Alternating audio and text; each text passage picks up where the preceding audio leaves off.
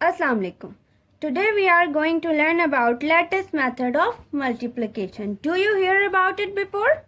Actually, it is bit easy and also take less space for solution than traditional arithmetic method. So let's start.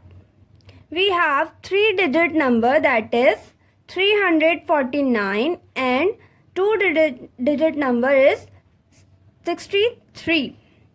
349 is multiplicand and 63 is multiplier. तो सबसे पहले हम क्या काम करेंगे, जो हमारा मल्टीप्लिकेंड है उसको रिप्रेजेंट करने के लिए हम अपने कॉलम्स डिसाइड करेंगे. Look, we have 3 columns, column 1, column 2 and column 3. और मल्टीप्लायर को रिप्रेजेंट करने के लिए हम 2 रॉज बनाएंगे. We have 2 rows, row 1 and row 2. Multiplicand के हर डिजिट को हम एक एक कॉलम के साथ रखेंगे और मल्टीप्लायर के एक एक डिजिट को हम रॉ के साथ रखेंगे, इस तरह से बॉक्स बनाकर. नेक्स्ट स्टेप में हम हर बॉक्स में डायगोनल ड्रॉ करेंगे. डायगोनल वो लाइन होती है जो किसी चीज़ को स्लैंगली डिवाइड करती है 2 पार्ट्स में, यानी थोड़ी तिरछी सी लाइन होती है. इस तरह से हम अपने डायगोनल्स को ड्रॉ करेंगे हर बॉक्स के लिए. थर्ड स्टेप में हम क्या काम करेंगे, अब हम अपनी मल्टीप्लिकेशन स्टार्ट करेंगे. ये जो हमारे पास 6 नंबर है, मल्टीप्लायर का जो पहला नंबर है हमारे पास 6, उससे हम इन तीनों को मल्टीप्लाई करेंगे और उसके आंसर को हम स्प्लिट करके लिखेंगे. 6 9 54. तो हम 5 को डायगोनल लाइन के ऊपर और 4 को डायगोनल वाली लाइन के नीचे रखेंगे. इसी तरह से हम 6 को 4 से मल्टीप्लाई करके लिखेंगे, 6 को 3 से, और फिर नीचे वाले बॉक्सेस में हम इन तीनों डिजिट्स को 3 से मल्टीप्लाई करके लिखेंगे, जैसे हमने यहाँ पे किया है. इस वाले स्टेप को हम तब तक रिपीट करेंगे जब तक हमारे सारे डायगोनल्स के ऊपर और नीचे हम डिजिट्स को फिल नहीं कर लेते.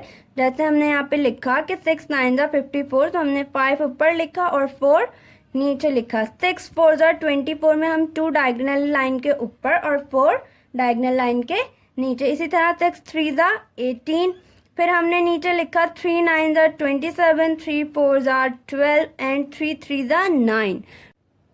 Notice, if it is a single digit answer, अगर हम 2 नंबर्स को मल्टीप्लाई करें और उसका आंसर एक सिंगल डिजिट आ रहा हो, जैसे 3 को 3 से मल्टीप्लाई करने पे आंसर हमारे पास 9 आता है, तो हम उससे पहले 0 भी लगाएंगे. अगर हमारे पास मल्टीप्लायर और मल्टीप्लिकेंड को मल्टीप्लाई करने के बाद आंसर हमारा प्रोडक्ट सिंगल डिजिट है, तो उससे पहले हम एक 0 भी पुट करेंगे ताकि हम उसे डायगोनल के ऊपर वाले पोर्शन में रख सकें.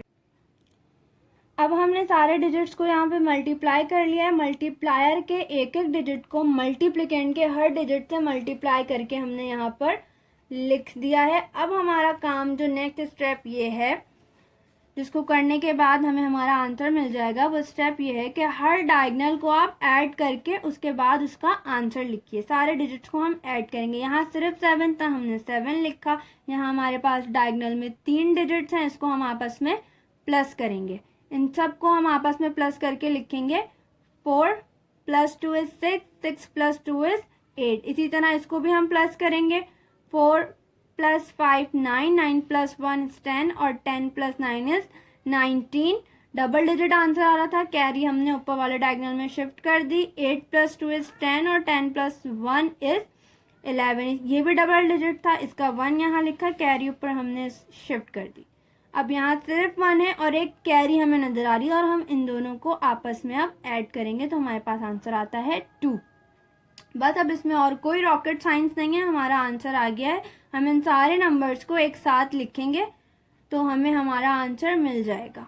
जैसे हमने 2 1 9 8 7 को एक साथ लिखा तो हमारे पास वैल्यू बनती है 21,987. इट्स मीन कि जब हम 349 को 63 से मल्टीप्लाई करवाएंगे तो हमारा जो प्रोडक्ट आएगा वो प्रोडक्ट हमारे पास आएगा 21,987. Let's take some examples.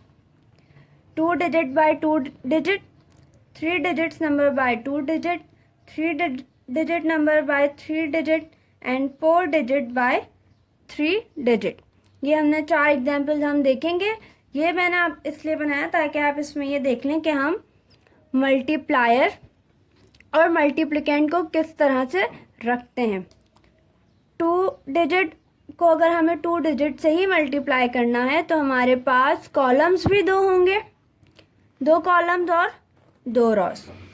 3 digit को जब 2 डिजिट से करना होगा तो हम 3 कॉलम्स बनाएंगे और 2 रॉस बनाएंगे, यानी मल्टीप्लायर को हम रॉस में रखेंगे और मल्टीप्लिकेंट को हम कॉलम्स में रखेंगे। इसी तरह जब हमें 3 बाय 3 का काम करना होगा तो हम 3 रॉज और 3 कॉलम्स बनाएंगे, और जब हमें 4 बाय 3 करना है तो हम 4 कॉलम्स और 3 रॉज बनाएंगे। ये बहुत प्रिसाइज मेथड होता है। इसमें जितना आपका ग्रिड है उसी ग्रिड के इर्द गिर्द आपका काम ख़त्म हो जाता है। कोई बहुत ज़्यादा हमारा पेज पे ये स्पेस कवर नहीं करता है मेथड।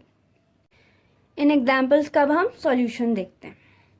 सिमिलरली हम वही प्रीवियस वाला काम करेंगे कि अपने मल्टीप्लायर के एक एक डिजिट को मल्टीप्लिकेंट के एक एक डिजिट से मल्टीप्लाई करेंगे और वैल्यूज़ को डायगोनल के ऊपर वाले पोर्शन में और डायगोनल के नीचे वाले पोर्शन में स्प्लिट करके लिखेंगे।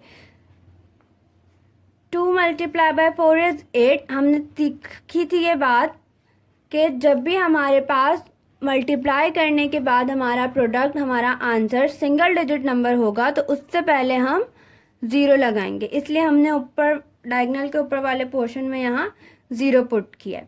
2 2 ज़ा 4, इसका आंसर भी सिंगल डिजिट था इसलिए यहाँ पे भी हमने 0 पुट किया। 5 4 ज़ा 20, तो 2 ऊपर और 0 नीचे। 5 2 ज़ा 10, ये डबल डिजिट था तो 1 ऊपर और 0 नीचे। अब हम अपने डायगोनल्स की सारी वैल्यूज़ को ऐड कर लेते हैं। इस यहाँ पे हमारे पास सिर्फ 0 था, ये ऐसे ही आ जाएगा। इसमें हमारे पास 3 वैल्यूज़ हैं, इन तीनों को हम ऐड करेंगे। 8 + 2 इज़ 10, 10 का 0 यहाँ पर, और कैरी को हम शिफ्ट करेंगे ऊपर वाले डायगोनल में।